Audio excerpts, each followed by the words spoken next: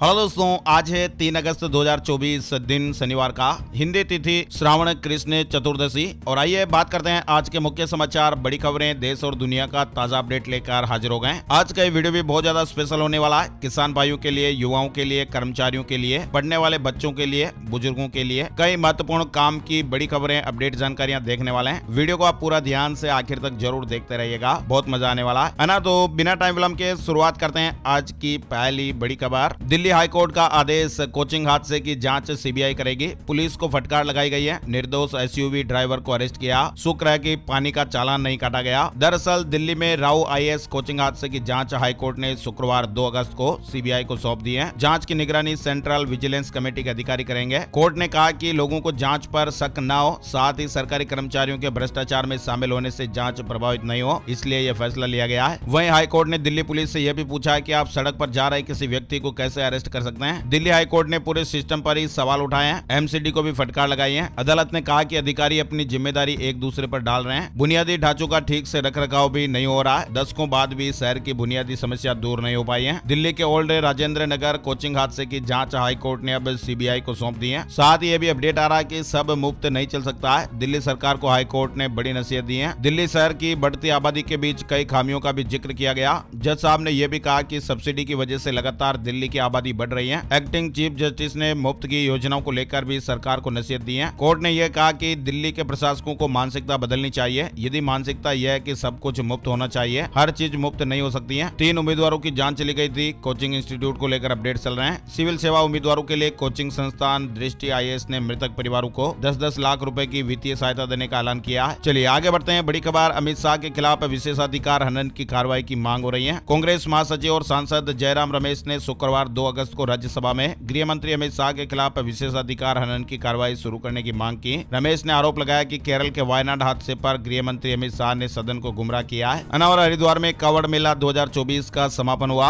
हल्की हल्की बरसात के बीच भारी तादाद में श्रद्धालु हर की पैड़ी पर मौजूद थे। हर हर महादेव के जयकारे के बीच लोगों ने दक्षेश्वर महादेव में पूजा अर्चना भी की। शिवरात्रि के दिन देश भर के मंदिरों को सजाया गया था। मंदिरों में विधि पूर्वक भगवान शिव का जलाभिषेक किया गया। शुक्रवार के दिन यानी 2 अगस्त को शिवरात्रि के मौके पर हरिद्वार में चल रहे कांवड़ मेला 2024 का समापन विधि पूर्वक किया गया। वहीं केंद्र सरकार ने बड़ा फैसला लिया है। कैबिनेट ने 8 हाई स्पीड रोड कॉरिडोर को मंजूरी दी है। 50,655 करोड़ रुपए खर्च होंगे। लॉजिस्टिक्स दक्षता में सुधार होगा। देश भर में कनेक्टिविटी बढ़ेगी। प्रधानमंत्री नरेंद्र मोदी की अध्यक्षता में आर्थिक मामलों की मंत्रिमंडल समिति की शुक्रवार को बैठक हुई और इस बैठक में यह फैसला लिया गया। कोरोना वैक्सीन पर कितना हुआ खर्च, केंद्र ने लोकसभा में सारा लेखा जोखा बताया है। देश की 130 करोड़ से अधिक की आबादी को जानलेवा वैश्विक महामारी कोविड-19 से सुरक्षित रखने में केंद्र सरकार के कोविड वैक्सीन कार्यक्रम का विशेष योगदान रहा है। इस साल 29 जुलाई तक सरकार ने लोगों को कोविड रोधक वैक्सीन के 220.68 करोड़ डोज बिना कोई शुल्क लिए लगाए हैं। इस वैक्सीन की निःशुल्क आपूर्ति पर सरकार ने अब तक 36,397 करोड़ रुपए से ज्यादा खर्च किए हैं। वहीं वैक्सीन मैत्री कार्यक्रम के तहत भारत सरकार ने 99 देशों और संयुक्त राष्ट्र के 2 संगठनों को भी कुल 3,012.465 लाख डोज भेजे हैं। संसद हस्तक्षेप कर सकती है, सुप्रीम कोर्ट नहीं। अंधविश्वास मिटाने को लेकर सीजेआई ने बड़ी बात कही है। सीजेआई ने कहा कि संविधान में राज्यों को अंधविश्वास मिटाने और वैज्ञानिक सोच विकसित करने के निर्देश हैं। इस मामले में संसद हस्तक्षेप कर सकती है। हम इसमें हस्तक्षेप के लिए तैयार नहीं है। आप जितना अधिक शिक्षित होंगे, आपका रुझान इन पर नहीं होगा। और अमेरिका में मंदी का बड़ा खतरा चल रहा है। भारत समेत दुनिया भर के शेयर बाजारों में बड़ी गिरावट देखने को मिली है। अमेरिका में विनिर्माण के आंकड़े एक्सपर्ट के अनुमान से काफी कमजोर रहे हैं और इससे अमेरिकी शेयर मार्केट में बड़ी गिरावट देखने को मिली। कुछ आर्थिक जानकार अमेरिका में आर्थिक मंदी आने की आशंकाएं भी जता रहे हैं। अमेरिकी बाजार के कमजोर प्रदर्शन का असर भारत समेत दुनिया भर के स्टॉक मार्केट पर पड़ा है और उनमें भी भारी गिरावट देखने को मिली है। वहीं देखिए, आईटीआर फाइलिंग का एक नया रिकॉर्ड बना है। 31 जुलाई तक 7 करोड़ 28 लाख से ज्यादा आईटीआर फाइल हुए हैं और इनमें से सबसे ज्यादा रिटर्न न्यू टैक्स रिजिम के तहत फाइल हुए हैं। ईरान कभी भी कर सकता है इजराइल पर हमला, दावे ने दुनिया में हलचल बढ़ा दी है। अमेरिका ने तैयारी शुरू की। ईरान इजराइल युद्ध की आशंका के बीच एक रिपोर्ट ने हलचल पैदा कर दी है, जिसमें दावा किया गया कि ईरान जल्द ही इजराइल पर हमला करेगा और अमेरिका इसे लेकर पूरी तरह से आश्वस्त है। और यहां तक दावा किया जा रहा है कि अमेरिका ने युद्ध की परिस्थितियों के लिए तैयारी भी शुरू कर दी है, जिसमें वह ईरान को पीछे हटाने में इजराइल की मदद करेगा। वहीं देखिए, सरकार गड़बड़ी मुक्त परीक्षा कराने को लेकर प्रतिबद्ध है। धर्मेंद्र प्रधान ने कहा कि सुप्रीम कोर्ट के फैसले का पालन करेंगे। नीट यूजी पर सुप्रीम कोर्ट के फैसले पर धर्मेंद्र प्रधान ने खुशी जताते हुए कहा कि यह सत्य की जीत है। साथ ही उन्होंने कहा कि परीक्षाओं में गड़बड़ी को रोकने और एनटीए में सुधार के लिए गठित की गई कमेटी की जो भी सिफारिशें होगी उन्हें जल्द से जल्द लागू किया जाएगा। पेरिस ओलंपिक का 7वां दिन भारत के लिए मिला जुला रहा। शुक्रवार को लक्ष्य सेन बैडमिंटन की मेंस सिंगल्स कैटेगरी के सेमीफाइनल में पहुंच गए। वे ओलंपिक खेलों के इतिहास में इस कैटेगरी के टॉप 4 में पहुंचने वाले पहले भारतीय बने। हॉकी में भारतीय टीम ने ओलंपिक में ऑस्ट्रेलिया को 52 साल बाद हराया। भारत को ऑस्ट्रेलिया पर आखिरी बार जीत 1972 में मिली थी। इतना ही नहीं, शूटर मनु भाकर लगातार तीसरे इवेंट के मेडल राउंड में पहुंच गई हैं। भारत श्रीलंका पहला वनडे टाई। टीम इंडिया को आखिरी 15 बॉल पर 1 रन चाहिए था और 2 ही विकेट बचे थे।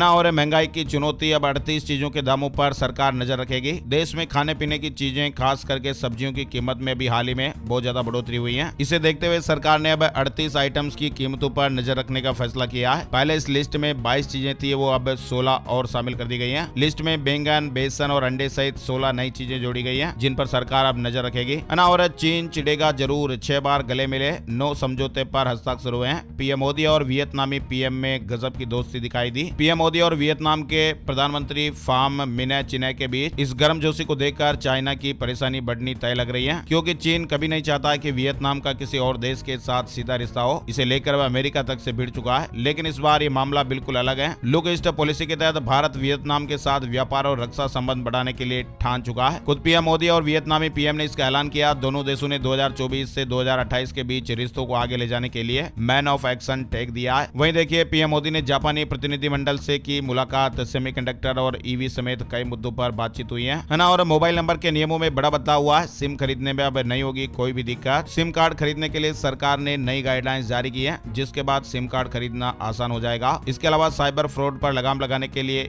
KYC भी अनिवार्य कर दिया गया है। नया बदलाव, पहले भारत आने वाले विदेशी नागरिकों को एयरटेल, जियो, वोडाफोन आइडिया का सिम कार्ड खरीदने के लिए लोकल नंबर पर OTP की जरूरत होती थी। नियमों में बदलाव करके अब OTP को ईमेल एड्रेस पर भी मंगाया जा सकता है। और इस बदलाव के बाद अब विदेशी नागरिकों को नया सिम कार्ड लेने के लिए किसी लोकल नंबर की आवश्यकता नहीं पड़ेगी। सिम कार्ड खरीदने के लिए वो अपने ईमेल ID का यूज कर पाएंगे, है ना। और राहुल गांधी ने कहा, मेरे खिलाफ ED रेड की प्लानिंग, इंतजार करूंगा, चाय बिस्किट मेरी तरफ से। दावा है कि संसद में चक्रव्यूह वाले भाषण से सरकार नाराज, है ना। और दिल्ली से जुड़ी एक बड़ी खबर आ रही है। दिल्ली शेल्टर होम मामला, 20 दिन में 14 लोगों की जानें चली गई। ज्यादातर महिलाएं, सभी मानसिक रूप से ये कमजोर हैं। मजिस्ट्रेट जांच के आदेश हो गए। दिल्ली के एक शेल्टर होम में पिछले 1 महीने में 14 लोगों की जानें चली गई है। ये मामला रोहिणी स्थित आशा किरण शेल्टर होम का है। ये दिल्ली सरकार की तरफ से संचालित एकमात्र ऐसी संस्था है जहां पर मानसिक रूप से कमजोर लोगों की देखभाल की जाती है। बड़ी खबर आ रही है, शंभू बॉर्डर अभी नहीं खुलेगा। सुप्रीम कोर्ट में सुनवाई हुई, मौजूदा स्थिति बनाए रखने के लिए कहा गया है। अगली सुनवाई अब 12 तारीख को होगी। हरियाणा सरकार ने शंभू बॉर्डर खोलने के संबंध में पंजाब एवं हरियाणा हाई कोर्ट के आदेशों को सुप्रीम कोर्ट में चुनौती दी है। सुनवाई में कोर्ट ने फैसला सुरक्षित रखते हुए शंभू बॉर्डर पर अभी यथास्थिति बनाए रखने के आदेश दिए हैं। मामले की सुनवाई अब 12 अगस्त को होगी। वहीं देखिए, तुर्की ने इंस्टाग्राम पर बैन लगा दिया है। आरोप है कि हमास चीफ के लिए शोक संदेश पोस्ट करने से रोक रहा। तुर्की ने सोशल मीडिया ऐप इंस्टाग्राम पर बैन लगा दिया है। और टाइटन का मुनाफा 5% गिरकर 715 करोड़। पहली तिमाही में सेल से आय 12.64% बढ़कर 12,223 करोड़ रुपए रही है। वायनाड लैंडस्लाइड, चौथे दिन सेना ने 4 लोगों को जिंदा निकाला। फोन की लास्ट लोकेशन से लोगों की बॉडी को ढूंढा जा रहा है। अब तक 334 लोगों ने जाने गंवा दी है। 206 तो लापता बताए जा रहे हैं। केरल के वायनाड में 29-30 जुलाई की रात 2 बजे से 4 बजे के बीच लैंडस्लाइड की 4 घटनाएं हुई थी। 4 गांव बह गए थे। हादसे के चौथे दिन सेना ने 4 लोगों को जिंदा निकाला है। 2 महिला और 2 पुरुष हैं। और Hyundai grand i10 Nios dual CNG cylinder के साथ लॉन्च हो गई है। 1 किलो CNG में ये 27.3 किलोमीटर चलेगी। वहीं महादेव सट्टा ऐप से जुड़े अपडेट्स भी चल रहे हैं। महादेव सट्टा ऐप सिंडिकेट ने दुबई बुलाए 4000 कर्मचारी। इनके लिए किराए पर 32 विला। छत्तीसगढ़ में अब भी पैनल है। व्हाट्सएप लिंक से ID दे रहे हैं। महादेव सट्टा ऐप से जुड़े लोगों को पुलिस पकड़ने में लगी हुई है। ED और EOW भी कार्रवाई कर रहे हैं। और प्रयागराज में वंदे भारत के ट्रैक पर रखा सिलेंडर टेप बांधकर मुर्गा चिपकाया, पत्थर भी बिछा है। फिलहाल व्यक्ति अरेस्ट हो गया। यूपी के प्रयागराज में वंदे भारत ट्रेन के ट्रैक पर एक युवक ने सिलेंडर, साइकिल और पत्थर रख दिए। उसने ऐसा रील बनाने के लिए किया था।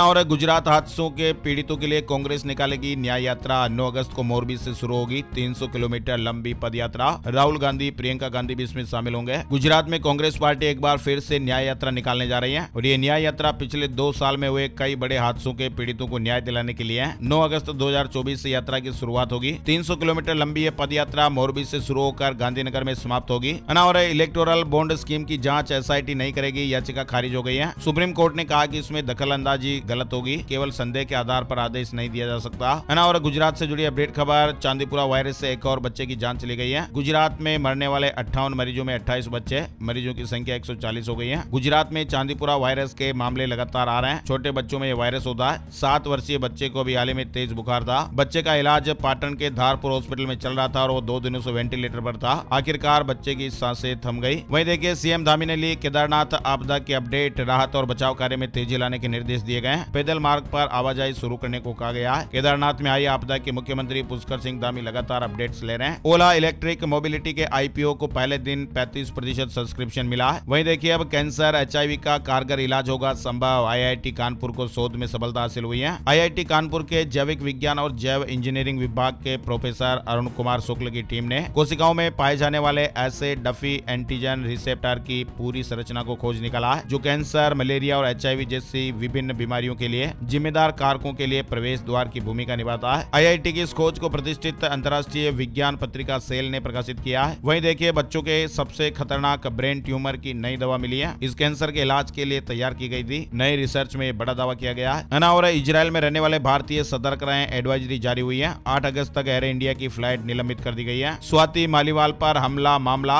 हाईकोर्ट ने विभव कुमार की याचिका खारिज कर दी है। गिरफ्तारी को चुनौती दी थी। महाराष्ट्र सरकार ने 2 शहरों के नाम बदलने का फैसला किया था जिसके खिलाफ सुप्रीम कोर्ट में एक याचिका दायर की गई थी। सुप्रीम कोर्ट ने उस याचिका को खारिज कर दिया है और महाराष्ट्र सरकार के फैसले को सही ठहराते हुए कहा कि सरकार के पास शहरों का नाम बदलने का अधिकार है। और 18,000 कर्मचारियों की छटनी करेगी इंटेल। $1.6 अरब का घाटा होने के बाद ये बड़ा फैसला लिया है। टेक इंडस्ट्री में छटनी का सिलसिला लगातार जारी है। और टाटा पंच पर लोगों ने भरोसा जताया। 3 साल में बिकी 4 लाख यूनिट। 5 स्टार सेफ्टी के साथ कई शानदार फीचर्स आपको देखने को मिलते हैं। टाटा पंच ने 4 लाख यूनिट की बिक्री के आंकड़े को पार कर लिया है। और हुंडई वेन्यू का नया वेरिएंट सनरूफ के साथ लॉन्च। सेफ्टी नेट में 6 एयरबैग और रियर पार्किंग कैमरा भी शामिल है। और एप्पल ने भारत में नया राजस्व रिकॉर्ड बनाया है। मैक की बिक्री भी हाई लेवल पर पहुंच गई है। 15 अगस्त को मंगल और बृहस्पति का दुर्लभ संयोजन। नजदीकी देखकर आप भी हैरान रह जाएंगे। नासा के अनुसार ये संयोजन नग्न आंखों से देखा जा सकेगा जहां बृहस्पति अपनी चमक के साथ और मंगल अपनी लाल रंगत के साथ चमकते हुए दिखाई देंगे।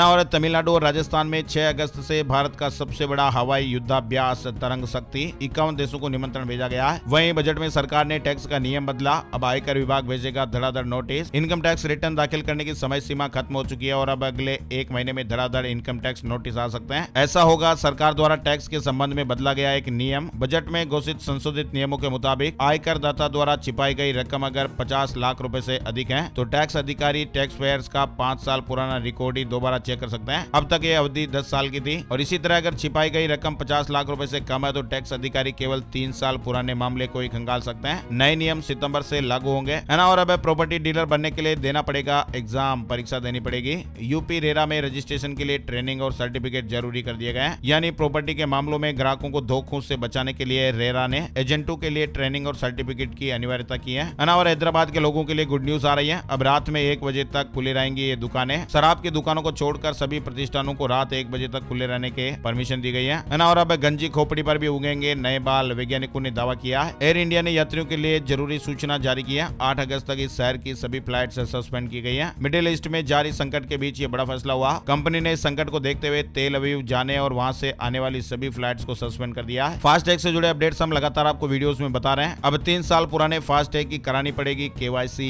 5 साल वालों को बदलना जरूरी। वाहन खरीदने के 90 दिनों के अंदर रजिस्ट्रेशन अपडेट करना होगा। फास्टैग आपके रजिस्टर्ड फोन नंबर से जुड़ा हुआ होना चाहिए। और मौसम और मानसून से जुड़ी बड़ी खबरें भी देख लेते हैं वेदर न्यूज टुडे में। देश का मानसून ट्रेकर। केदारनाथ में लैंडस्लाइड देखने को मिला। 5000 तीर्थ यात्रियों का रेस्क्यू किया गया। 300 से ज्यादा अब भी फंसे हुए हैं। वहीं राजस्थान में जुलाई में सामान्य रहा मानसून। अगस्त में ज्यादा बारिश होगी। 320 बांध अभी खाली हैं। वहीं राजस्थान में बारिश के कारण 3 जिलों में आज स्कूलों की छुट्टी घोषित कर दी गई है। अजमेर के किशनगढ़ में पहाड़ टूटकर गिर गया। बारिश से सवाई माधोपुर में मकान भी ढह गया। भीलवाड़ा, केकड़ी और टोंक जिलों में शनिवार 3 अगस्त को भारी बारिश के अलर्ट के चलते कलेक्टरों ने स्कूलों में छुट्टी का ऐलान कर दिया। यूपी बारिश से जुड़े अपडेट्स भी चल रहे हैं। यूपी के 14 जिलों में भारी बारिश का अलर्ट है। कई इलाकों में बिजली गिरने के आसार भी हैं। वहीं मध्य प्रदेश मानसून अपडेट में देखिए लगातार बारिश के चलते 9 डैम के गेट खोलने पड़े। झारखंड में 3 दिन में आकाशीय बिजली से 21 लोगों की जानें चली गई है। झारखंड में भी एक बार फिर बारिश का दौर शुरू हो गया है। मानसून का असर अब पूरे राज्य में दिखाई देने लगा है। झारखंड में भारी बारिश के बीच 3 अगस्त को सभी सरकारी और प्राइवेट स्कूल बंद रहेंगे, सरकार ने आदेश जारी कर दिया है ना। और बिहार में दोबारा एक्टिव हुआ मानसून, 9 जिलों में भारी बारिश का अलर्ट है। हिमाचल प्रदेश से जुड़े अपडेट्स भी चल रहे हैं। भीषण तबाही के बीच डोली धरती, भूकंप आ गया।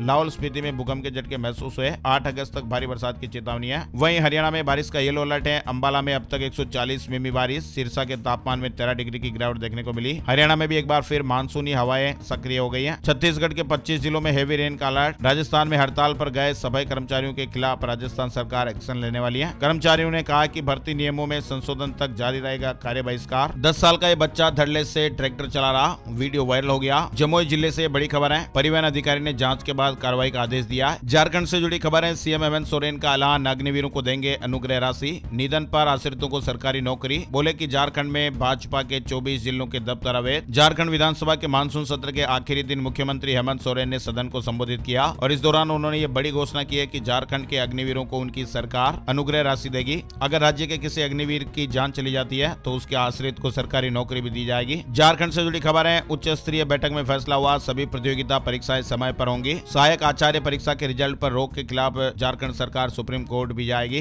और हरियाणा में व्यापारी का बेटा सट्टे में 22 करोड़ रुपए हार गया, फैक्ट्री तक भेज दी। हरियाणा के पानीपत में धागा व्यापारी का बेटा जुए में 22 करोड़ रुपए हार गया और पैसे लौटाने के लिए उसने अपनी फैक्ट्री तक भेज दी। इसके बाद भी वह सट्टेबाजों का लोन नहीं चुका पाया।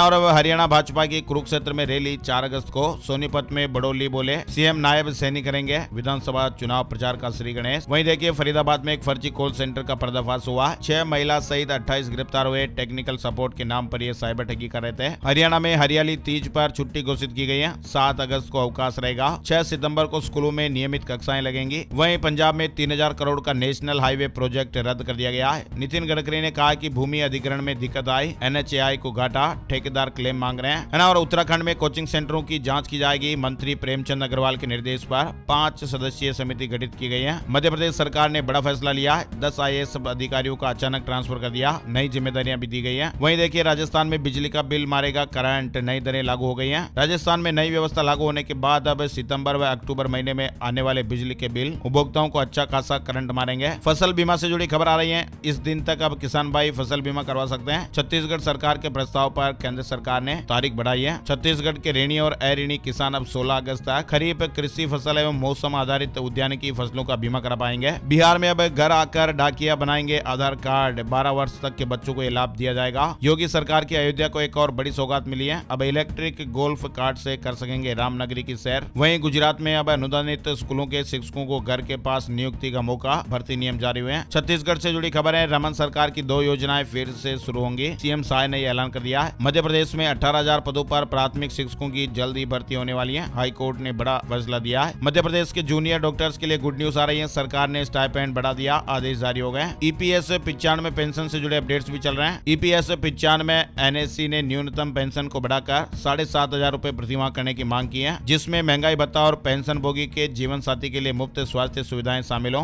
और खुशखबरी आ रही है, इस बार बढ़कर आएगा वेतन। जुलाई में मिलेगी बढ़े हुए DA की पहली किस्त। मध्य प्रदेश सरकार ने बढ़ा हुआ महंगाई भत्ते का एरियर जुलाई से जारी करने का आदेश जारी कर दिया है। राज्य के कर्मचारियों की सैलरी में 4% महंगाई भत्ता यानी DA बढ़ाया गया था। अब एरियर का भुगतान 3 अलग अलग किस्तों में किया जाएगा और इसकी पहली किस्त जुलाई में जारी हो जाएगी। इसके बाद फिर अगस्त और सितंबर में बाकी 2 किस्तें दी जाएगी। बढ़ा हुआ भत्ते का जो एरियर है वो 1 जुलाई 2023 से 1 फरवरी 2024 तक के लिए दिया जाएगा और इससे मध्य प्रदेश राज्य के 7.5 लाख कर्मचारियों को फायदा मिलेगा। और हिमाचल सरकार का पीड़ितों को 50,000 रुपए देने का ऐलान। किराए पर मकान के लिए भी राशि मिलेगी। हिमाचल प्रदेश सरकार ने आपदा प्रभावित जिलों का निरीक्षण किया। प्रभावितों के लिए राज्य सरकार ने राहत राशि देने का ऐलान किया है। 50,000 राशि के साथ किराए पर मकान के लिए भी 5,000 रुपए दिए जाएंगे। पीड़ित परिवारों को निःशुल्क राशन, रसोई गैस और कंबल की सुविधाएं भी प्रदान की जाएगी। वहीं बिहार सरकार ने किसान भाइयों को राहत देने के लिए डीजल अनुदान योजना शुरू की है। इस योजना से किसान सिंचाई के लिए डीजल पर कम पैसा खर्च करेंगे और उनकी फसल अच्छी होगी। और बिहार में मुख्यमंत्री उद्यमी योजना पर बड़ा अपडेट चल रहा है। इस योजना में आवेदन की तिथि 16 अगस्त तक कर दी गई है। और उत्तर प्रदेश के इन किसानों पर मेहरबान हुई योगी सरकार। 150 करोड़ रुपए बांटे जाएंगे मुआवजे के रूप में। मार्च तक चांदी पहुंचेगी 1 लाख के पार। एक्सपर्ट ने 3 बड़े कारण बताए। चांदी के भाव में बीते कुछ समय से नरमी देखी जा रही है, जबकि चुनाव से पहले इसका भाव 97,000 रुपए प्रति किलो तक पहुंच गया था। अब ये उम्मीद की जा रही है कि चांदी एक बार फिर 1 लाख रुपए प्रति किलो के भाव तक पहुंचने की रफ्तार पकड़ सकती है। ऐसी मीडिया रिपोर्ट्स और खबरें। वहीं देखिए सोने चांदी के भाव। Gold price today, silver price today. सोना 671 रुपए बढ़कर 70,392 पर पहुंच गया। चांदी 37 रुपए चढ़कर 83,501 रुपए प्रति किलो में बिकी और अब चलते चलते आपको बताते हैं 3 अगस्त का राशि बल कैसा रहेगा। 3 अगस्त शनिवार के ग्रह नक्षत्र छत्र योग बना रहे हैं, जिससे मेष राशि वालों को रुका हुआ पैसा मिलने की संभावना, मनोकामनाएं पूरी हो सकती है। फायदेमंद दिन रहेगा। वृष राशि वालों के लिए निवेश के लिहाज से अच्छा दिन है। कर्क राशि के नौकरी पेशा लोगों को भी महत्वपूर्ण उपलब्धि मिल सकती है। सिंह राशि वालों की इनकम में सुधार होगा, समस्याएं भी सुलझेंगी। तुला राशि वालों का प्रॉपर्टी खरीदने बेचने का काम हो सकता है। तो ये थे दोस्तों आज के मुख्य समाचार, बड़ी खबरें, देश और दुनिया का ताजा अपडेट आप लोगों ने देखा और सुना। कमेंट करके बताइए इस वीडियो में और क्या सुधार हो सकता है, अपनी राय भी जरूर दीजिएगा। एक और नई जानकारी और नए वीडियो में फिर मिलते हैं, तब तक के लिए जय श्री राम, जय हनुमान।